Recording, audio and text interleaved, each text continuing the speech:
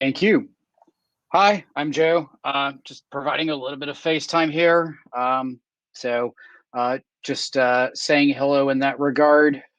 So thanks for coming out to this. Um, those of you may recall last year I was supposed to present and came down with a combination of the flu, the actual real flu, and con flu. So I apologize to anyone who came out to that who I inadvertently ghosted. Um, I'm healthy right now. Everything's good. So let's go ahead and get the show on the road. I'm going to kill my camera because Aaron once told me that I had a face made for radio. So I don't want to torture anyone any more than I have to. So let's get started with the presentation. This is Social Engineering Your Metrics. This is kind of an intro primer, if you will, for data science concepts to provide some method of reporting in security evaluations. Everything here is specifically geared towards social engineering type engagements. So about me, by day, I'm a senior OSINT specialist at a startup out of DC called Qomplx. I've done some time in the Navy and I've got a few certifications. To be honest, these metrics are actually something that I wrote and thought up and tested while I was in the process of writing my upcoming book, Practical Social Engineering. If you want to pre-order it, there's a link. I do recognize that it's not HTTPS, but it will redirect you to Amazon. It's a lot easier than Amazon.com/ all that other stuff. So I used to write for Forbes. I'm not doing a whole lot of blogging right now, but that could easily change. I do compete quite frequently in OSINT and social engineering related competitions. I'm the winner of the DerbyCon 2017 Social Engineering Capture the Flag.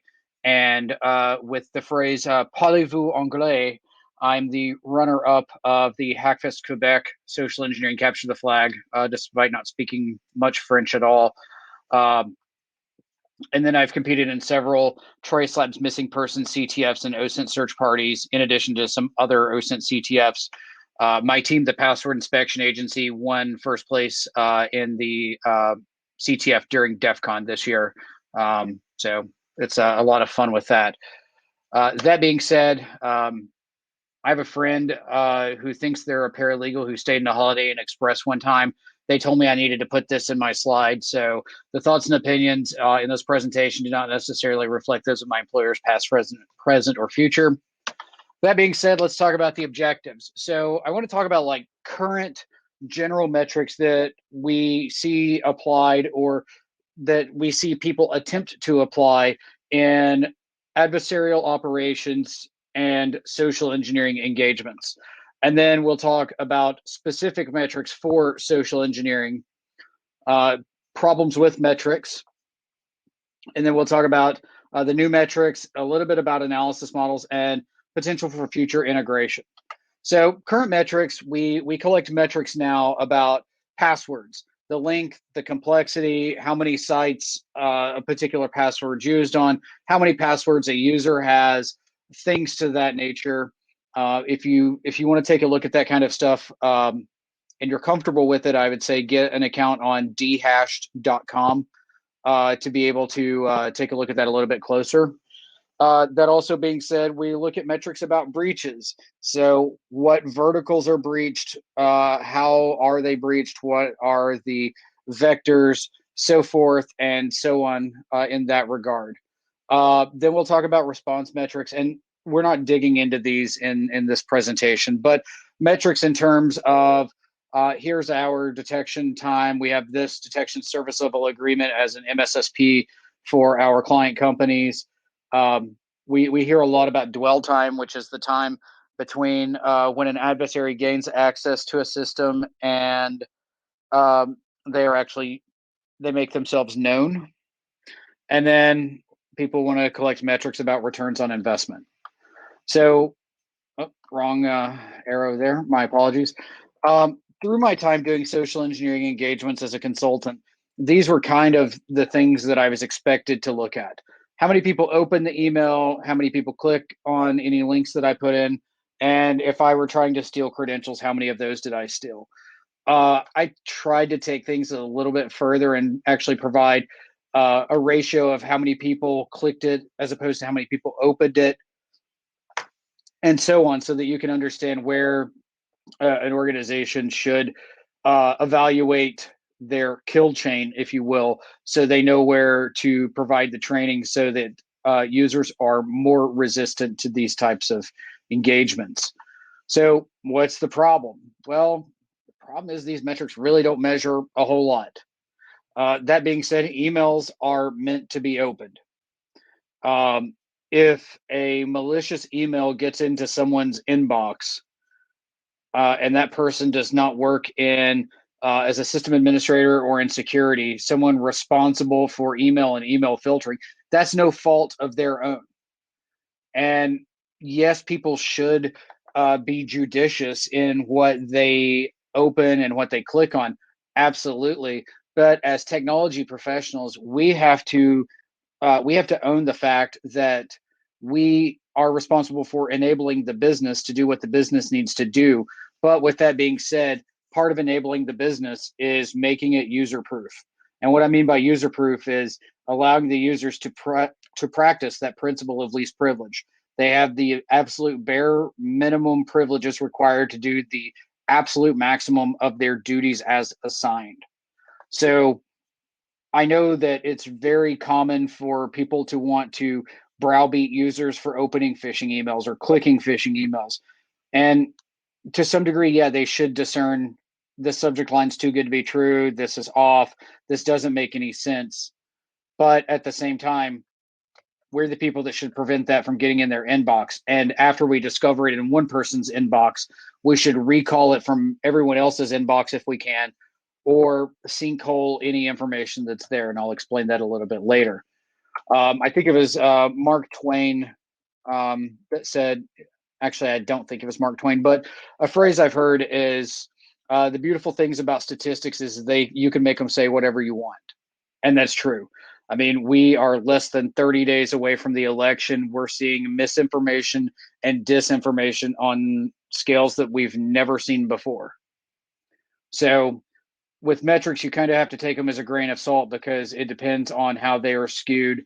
And in terms of what kind of bias the party that collected said metrics have with regards to the objective.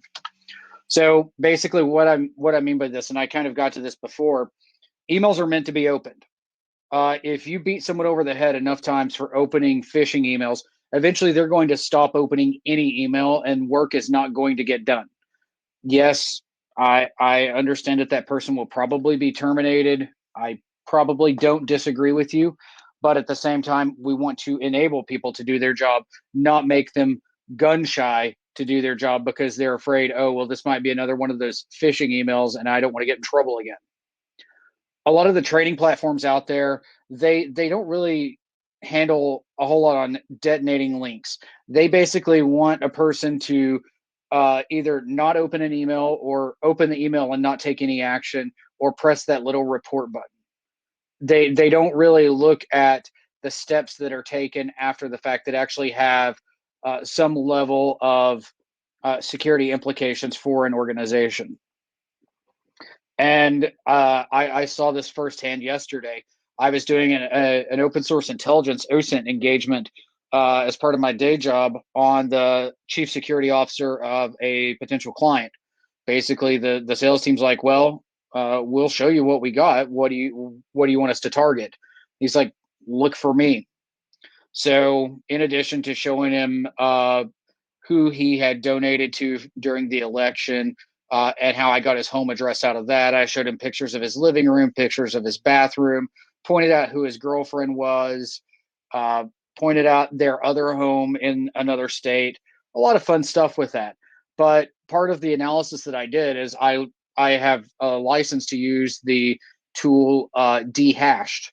And with that, you can log in. It does cost money, but you can log in and you can see what passwords someone has from a data breach. So with that, this is the chief security officer of a company who has published hundreds of blog posts, given several talks on the topic of security, and I come to find out that his password, okay, I'm seeing one person lost the audio. Has everyone lost the audio? No. Okay. Just wanted to make sure. But this person has been pontificating security for some time, and his password is Luigi 1955 and dirtbag. And there's nothing's capitalized. There's no special characters.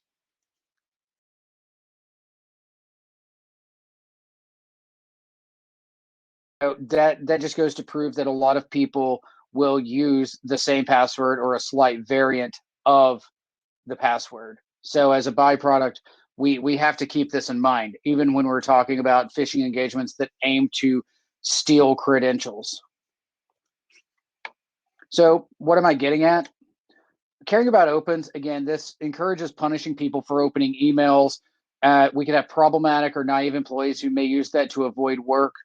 I understand, yes, that is a slippery slope, but it doesn't accurately address the risk, because some of these engagements, whether they be authorized via like pen testing or red teaming, or unauthorized via malicious actors, these emails are going to be so realistic that you're not going to be able to discern that this is a phish.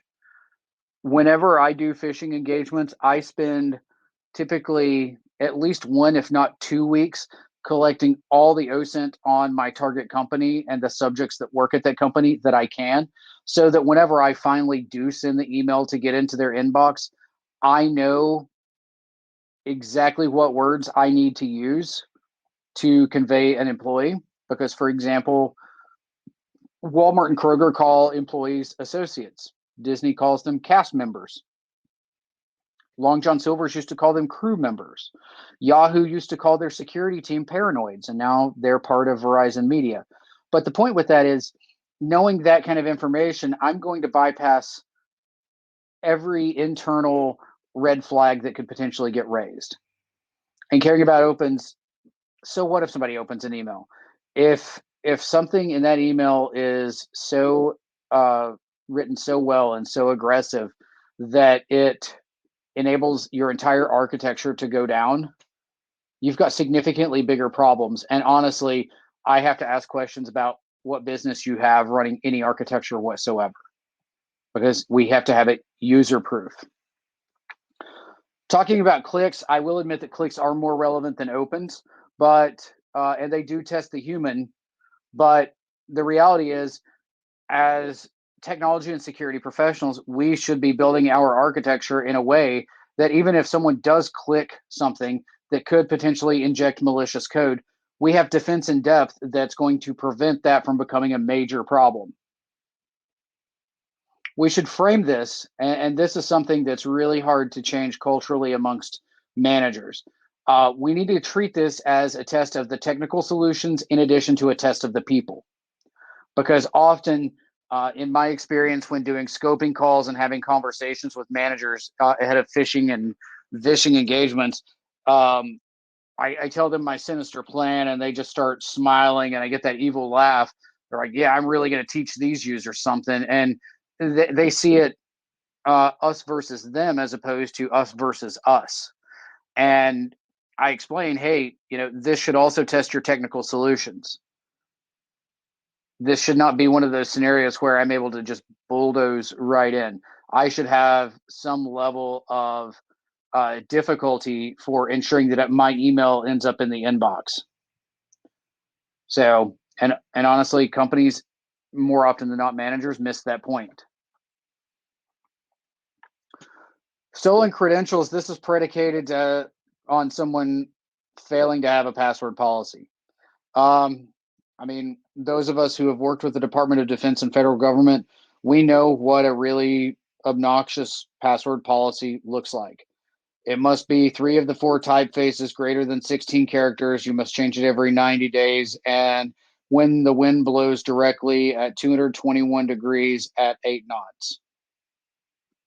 So with that, if you have a robust password policy and anything to that effect, this is minimized. If you have multi-factor authentication or password managers, or you're using things like YubiKeys, it's also mitigated. I mean, you could have a 3-character password. I could brute force and gain access to it. But if I've got to have access to an app on your phone or a physical key that you have on your person, great, those 3 characters are useless to me. But because I mentioned the password reuse thing earlier, caring about stolen credentials probably matters more than the other two, because people do reuse their passwords, and that is the problematic piece. And that part itself can very easily be mitigated by password managers. So basically, the TLDR of what I've been going through thus far in the presentation is organizations like to put the burden on non-technical employees. My philosophy is accounting doesn't expect me to be able to balance the books in accordance with generally accepted accounting principles. So I should not expect an accountant to be able to go through the technical steps and run an email address or an IP address through threat intelligence feeds to tell me something's malicious.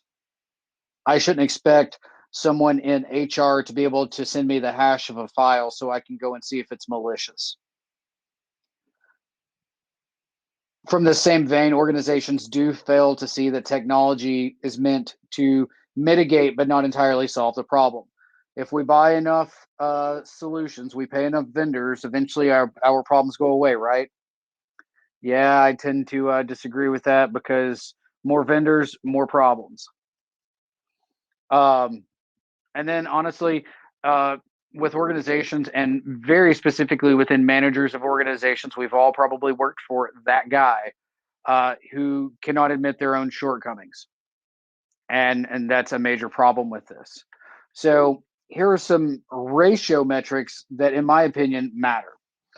Open to click. So how many people or how many people opened the email, and of those, how many people clicked it? The email is trying to get you to click a link. How many people did that action, as opposed to how many people opened it? How many people actually reported it? A reporting metric, by my estimation, is the most important.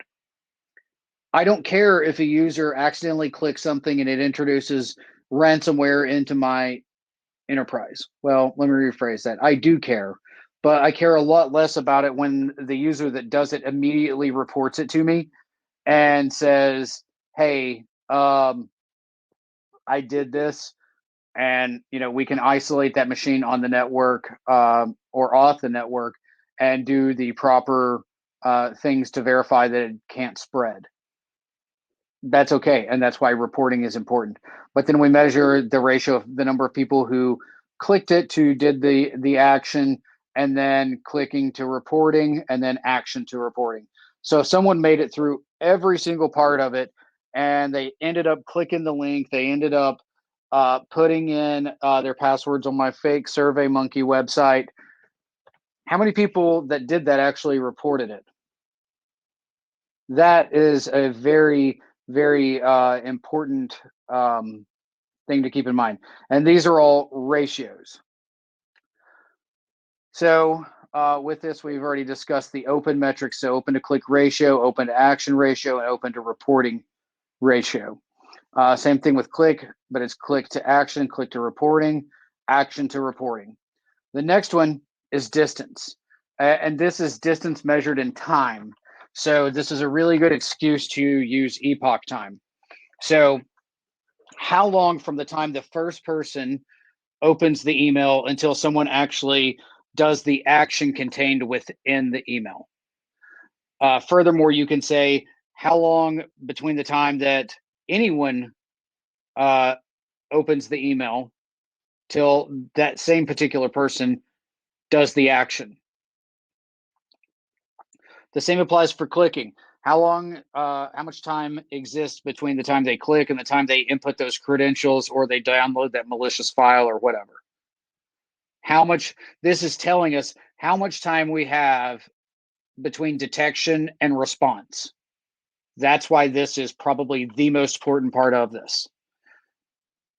And then, of course, the open to report, clicking to report, and action to report. Because again, if someone's going to click or do something that's going to potentially attempt to introduce ransomware or something similarly as bad into my enterprise, I would at least like a heads up first so that I can at least get ahead of it as much as possible.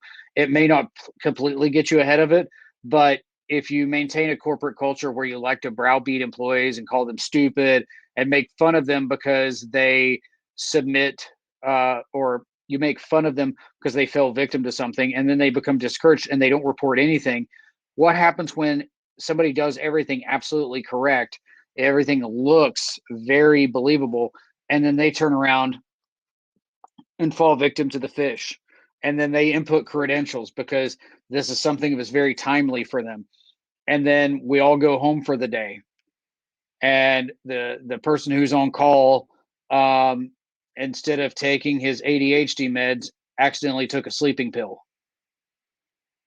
And that's kind of a problem, right? And anything that the payload of this could do maliciously is going to have until someone else comes to work before they can actually do something about it. So reporting promptly is something that should be encouraged and rewarded with careful mitigations put in place to prevent gamification. So again, we do want to avoid an incident altogether, but we want to be notified as early as possible. We don't want Brian Krebs, the FBI, or the ransom demand telling us where we need to go and send the Bitcoin, Ethereum, or Monero to. That doesn't want to be how we find out about a ransomware. I'm a huge fan of the book Time-Based Security. And basically the TLDR of the book is you don't have to build your defenses to be perfect all the time. You need to build your defenses in such a way that they hold the adversary back until you have time to detect and respond. So we want to focus on building defenses that protect until we have that ability to detect, respond, and remediate. How much lead time does your team have to enact their incident response process and activities? That's what we're really getting at with this. If you've got a very short time frame in between the time that someone reports something and then someone performing an action, hey, that's good. If you're open to reporting time is very short, like to the tune of a couple of seconds, we'll say up to 30 seconds, and you're open to action distance is, we'll say 45 seconds, because people are going to sit and think about it and weigh in their mind whether they're going to do it or not. You've got a really good chance of that being reported and acted upon before that person has the opportunity to cause harm. So what if you're a consultant? Well, in that case, you can provide even more value. And this is something you can easily take to your manager and sell them on it, and they're going to see it as a new service offering, and you're going to be the king or queen, at least for the next 15 or 20 minutes until another client signs a new contract. But with that being said, you can do it as a per engagement model, client only, unless the client is willing to allow you to anonymize the data and use it in averages with other clients, or you can slice it per engagement across all clients. And then you could do the populations. That's going to be all engagements with a single client, or all clients, all engagements. That's going to allow you to understand trends and then be able to provide guidance to clients and other organizations in terms of this is where you want to invest your time and your effort in terms of awareness and mitigations. So basically what I'm saying is the outcome of these metrics should be something that's going to lead an organization to implement change where necessary, instead of something to beat employees over the head with. So basic statistic measurements, most of you are probably familiar with most of these. The mean, that's going to be the average, the central tendency of a data set. the mean, or I'm sorry, the median, that's going to be the absolute center of the data set. And then the standard deviation, that's measuring the amount of variance between data points within the data set. So when you're dealing with things, especially distance measurements, with Epoch Time, you can measure things in seconds and find the mean time of the mean time to respond would be 38 seconds, with the median being 32. Standard deviation being, we'll just say 0.03. So that shows that there's not a whole lot of variation with it. The one thing you do have to factor in with this, and something I've learned dabbling in data science myself as I was building the DECEPTICON bot, which basically is a tool that goes and pulls down all of a user's tweets, converts all of the characters to numbers, runs it through a recurrent neural network, leveraging a long short-term memory model, and then it dumps out the predictions, converts that back to characters, and then tweets on the person's behalf. Something I learned during that, especially dealing with data science, is you've got to have a fairly large data set to get anything meaningful out of the data set. So for anything to be considered statistically significant and capable of getting a semi-precise standard deviation, you need a data set of at least 30 data points. So that's something that you do have to consider. Standard deviation is not necessarily as important in the beginning when providing the metrics, but it's definitely something that can speak to variance between those data points, and you can see how closely things are grouped. So when we talk about statistic methods, we've got our qualitative, our quantitative, and mixed method. Quantitative, we're looking at numbers from negative infinity to positive infinity. Qualitative, that's going to be low, medium, high, and critical, maybe informational as well. And then mixed method is going to be leveraging finding a way to leverage both of those concepts in something. It may be that you do mixed method analysis of saying, this is high, and I rate it at like an 83 or something to that effect. Quantitative is always seen as more precise, but qualitative is typically easier to be able to pitch to people who don't have time to sit and watch an entire data set and understand everything. Qualitative basically tells a manager yes, no. It provides very rapid decision making based on it without them having to look through the data sets as a whole. I mean, someone can come and tell you that the standard deviation of the data set's 10. Cool. And that would be a quantitative number derived from numeric analysis of your data. But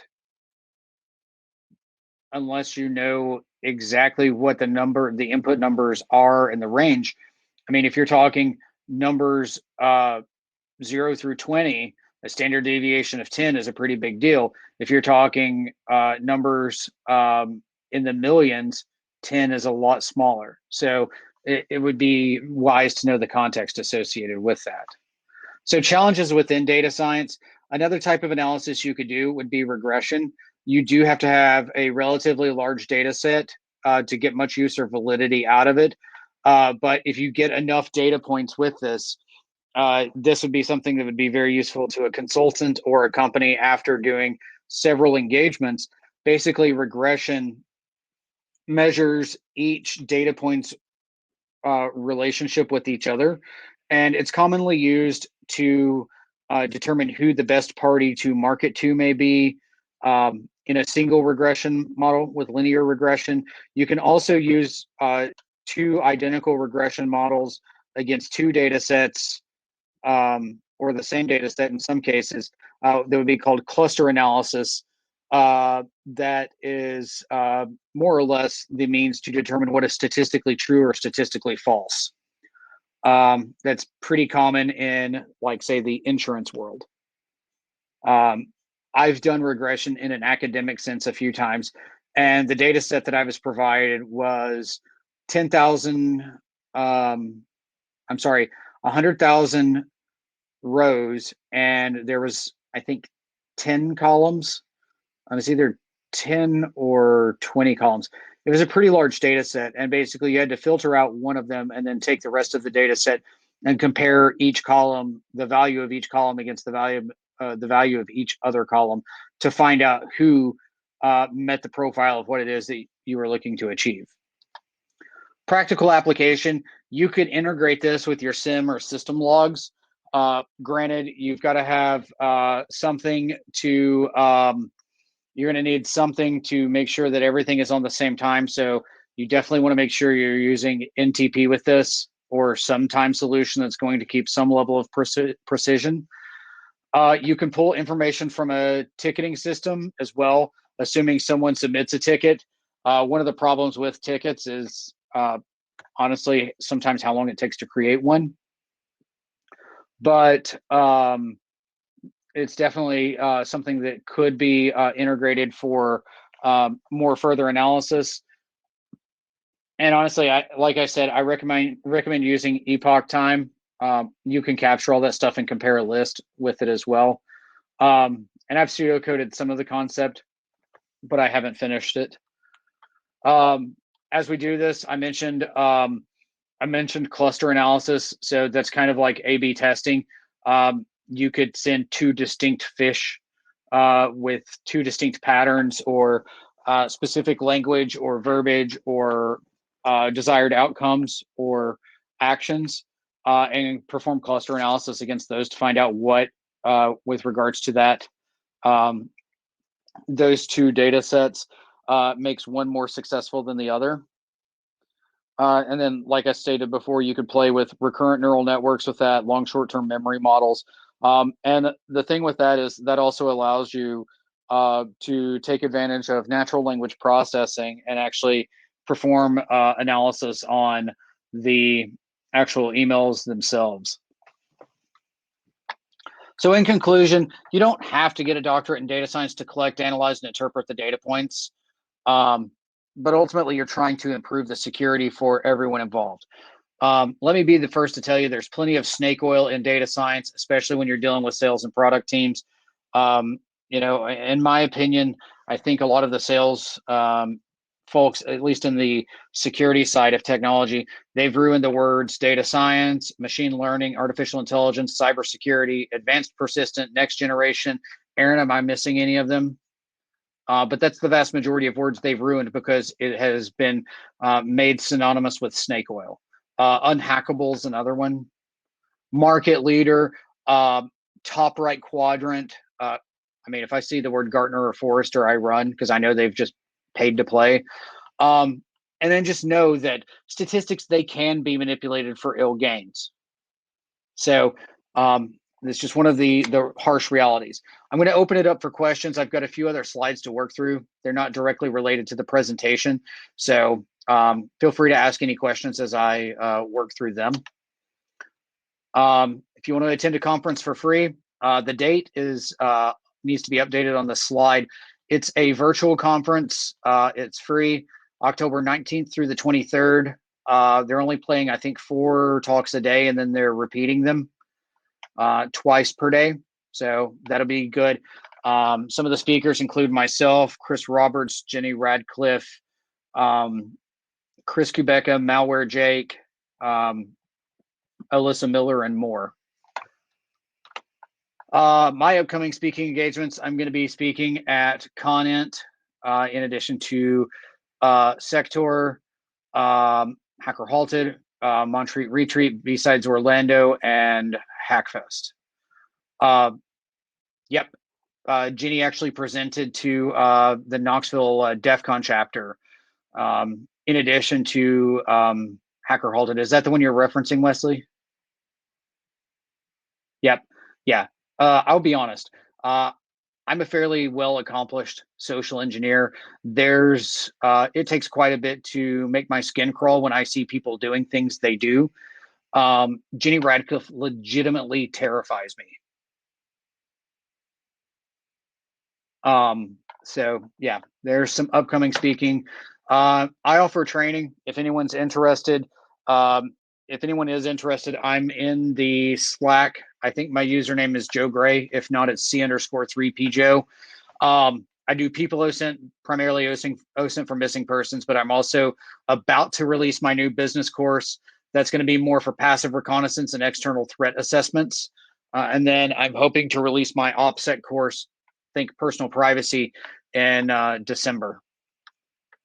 In addition to that, here's all my contact information. If you want to join the Discord server or take a look at the wiki, if open source intelligence or social engineering is something you're interested in, by all means do so. If you want to join my mailing list, I try to leave the emails only to training announcements and things relevant to that world. I try not to spam people, but no harm or foul if you don't want to.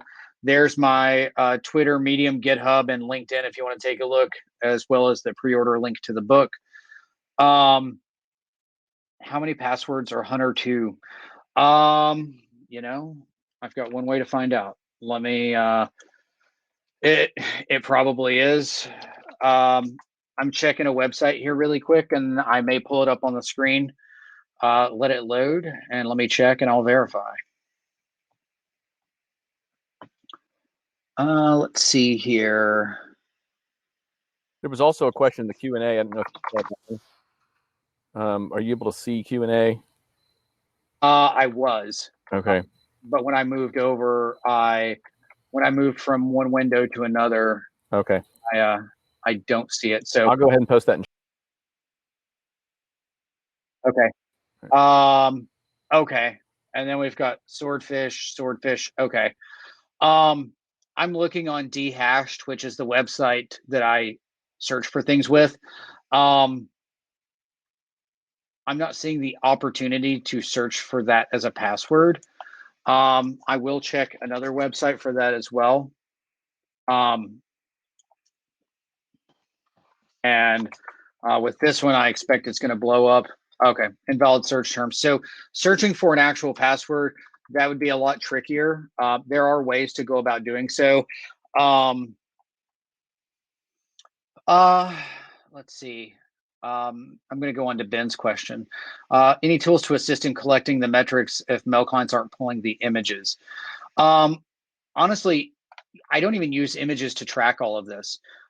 Basically, the way that I would handle it is have something definitive in terms of like a string or something within the email that would allow us to take the log file, assuming your mail clients are actually logging, and just write a regular expression to pull everything out, parse it, and work that way. And then in terms of, you can also use your SIM for part of that as well. In addition to that, the way I set my phishing up, I use HTTP GET to pass the credentials. I do that for two reasons. One, it's because I'm too lazy to set up a database to use POST and write it in that way.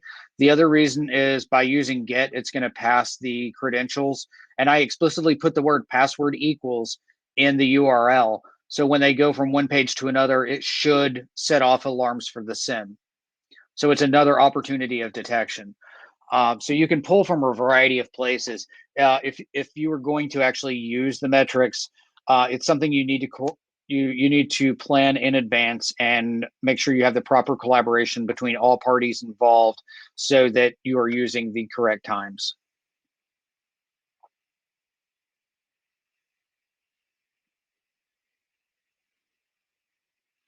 And honestly, you don't have to go. I like the idea of using Epoch Time because it's really easy to do the basic math for it.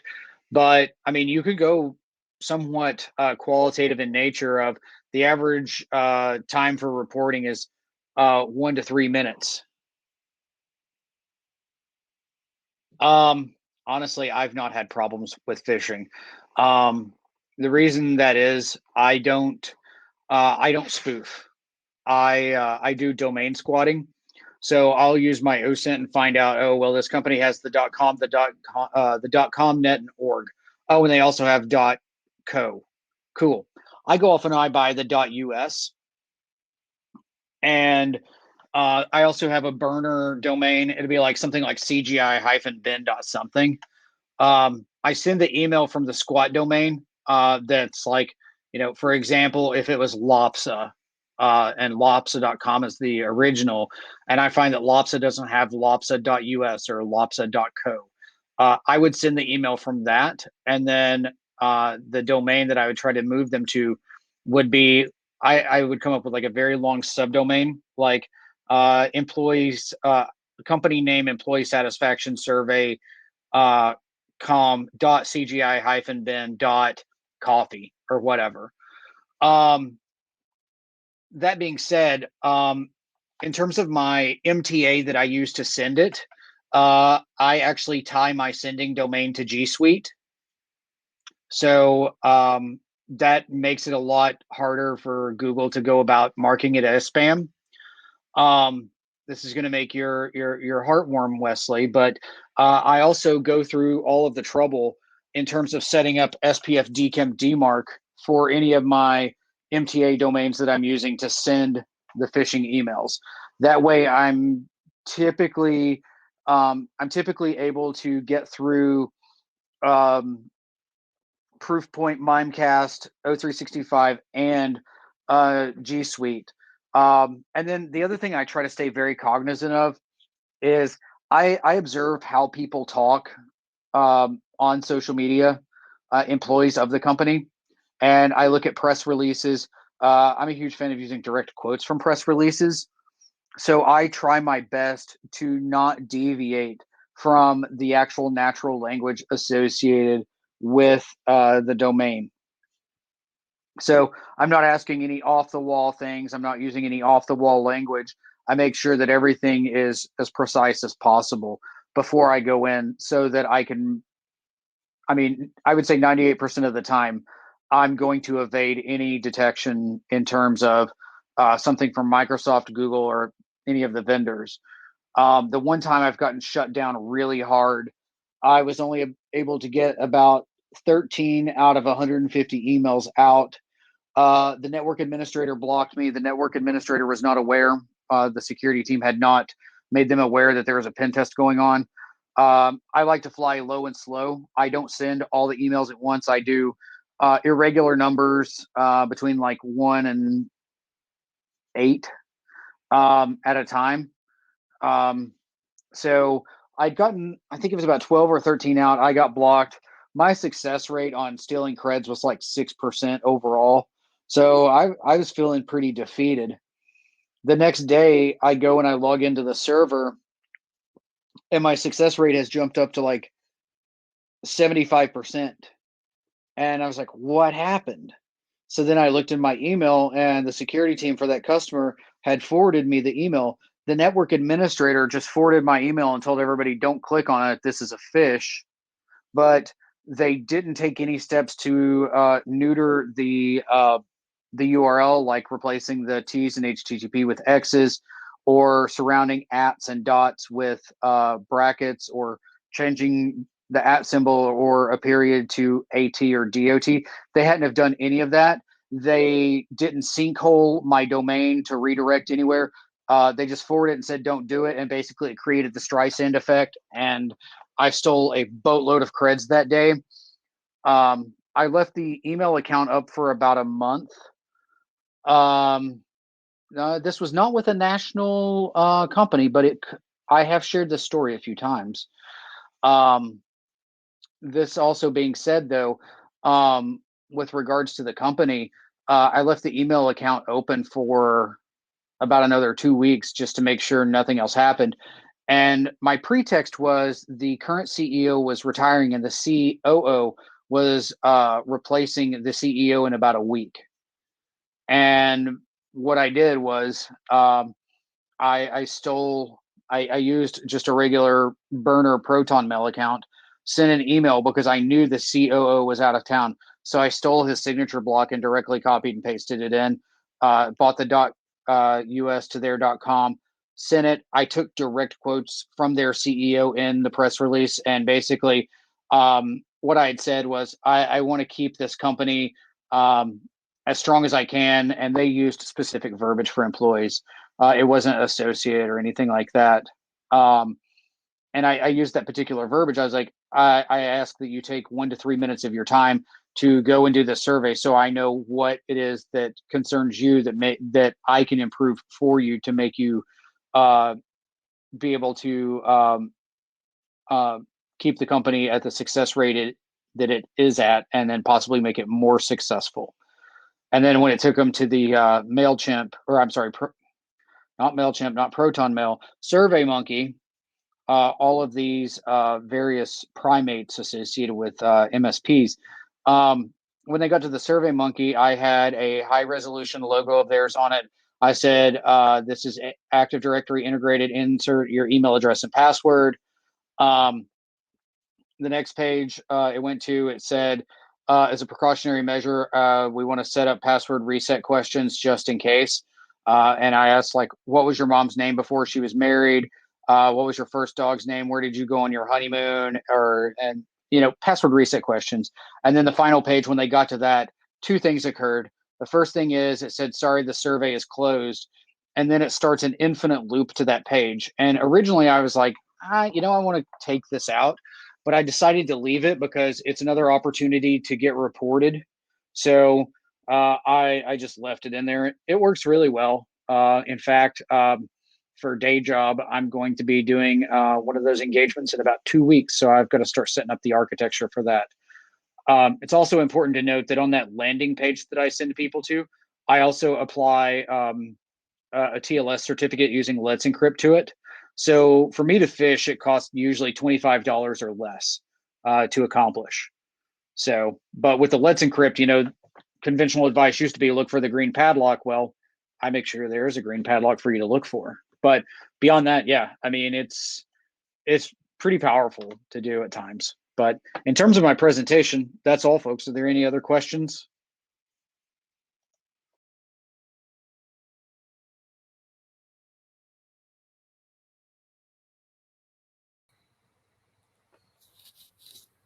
Are there any questions, concerns, complaints, grievances, thoughts, opinions, or otherwise? If not, then let's head and have a good time. We go back and have a little party. Sounds like a plan. And based on your camera, my OSINT is telling me that it is starting to get dark. It is dark. I'm still on my patio out here, so I think I'm going to move indoors, and we'll reconvene at the tables. How about that? Everyone, where you are, applaud for Mr. Gray. Great job. Again, thank you very much for speaking with us. And we will see you at the tables. Sounds like a plan. Thanks. All right.